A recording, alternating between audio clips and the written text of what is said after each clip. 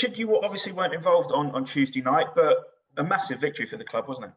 Yeah, it was. I think obviously them games that we've seen against Southampton can be quite tricky. Obviously Norwich have got a very good academy. Obviously the manager would know that firsthand. And I think the team we put out was a strong team still. And yeah, we expected to have a good performance. But listen, I think we took the game away from them in the first probably 10, 15 minutes. And after that, I don't think they could really handle what we was about. And when you score 6 goals, it's obviously nice. And it shows, doesn't it, that when it clicks, that's the right way to play football. I think so. I think we've been pretty close to that a lot of games this season. We're being brutally honest. I think you probably look at our kind of final third entries, and we get there so much. We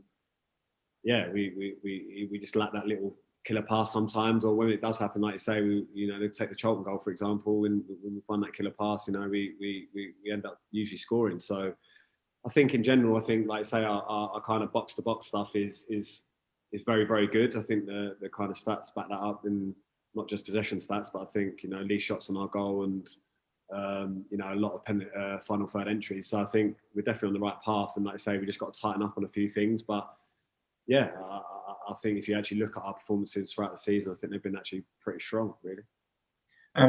Even for, I think, the best part of an hour on Saturday, it certainly felt, similar. It felt like you were very much in control, and then there was just a couple of gut punches. Yeah, exactly. I think it's something that we kind of been working on as well recently after that. I think obviously we're quite an aggressive team with our press, and I think sometimes, especially in that probably wing back area, I think you can be kind of caught into a little two minds at times, whether to really be aggressive or sometimes you just got to hold your position. So it's something that we've worked on this week. And but yeah, like you say, it literally seems like the teams are getting 1-2 chances a game, and for whatever reason, like even the second goal, it's a big ricochet down and falls to the guy, for a tap in. It's them fine margins that we're kind of maybe on the wrong side of at the moment. But once we get on the right side of that, then we've proven in games before this season that we're a very hard team to play against. Why is it that sometimes luck doesn't go your way in those sort of situations? It never feels like MK Dons get those ones where it bobbles to Carlton or Cameron waiting for him.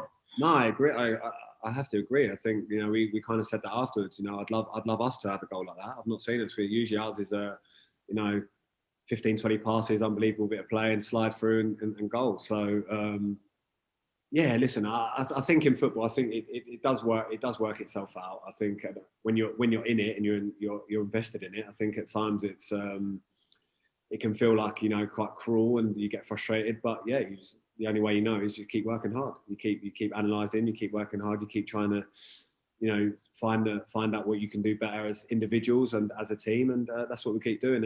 And before you know it, you'll just get the other side of it, and then you'll go on a roll and you'll get momentum, and anything's possible. Burton Albion this weekend, we've obviously seen you guys playing against teams at the sharper end of the table of late. How different is it playing a team that's down at the bottom end?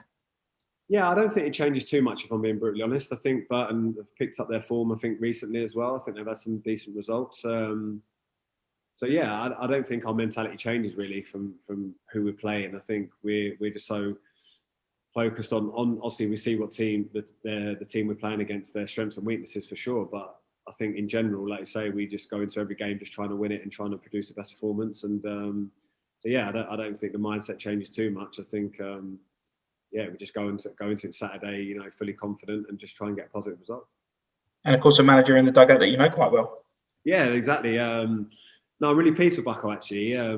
Obviously, we had a few seasons together. Probably one main season where we played a lot together, and really good guy, and I think he already had an eye on kind of I'd say definitely coaching. I think management maybe, but I definitely knew coaching. And like I say, I think the job probably come up for him, probably similar to the gaffer here. That probably come, he probably wasn't expecting it to a certain extent, even though he was probably working towards it. But I think he'd come up, and obviously he's got a great affiliation with that club. He knows the club inside out, and I'm really pleased for him. Like I say, apart from Saturday, I wish him the best. And but yeah, I bumped into him in when I was doing some rehab. I bumped into him and yeah, had a good chat with him, and he said like he was obviously excited for the job. I think like anything, you know, it's difficult in the current climate to try and get your kind of stamp on the squad. But yeah, no, like I say, I'm really pleased for him, and hopefully he does a great job.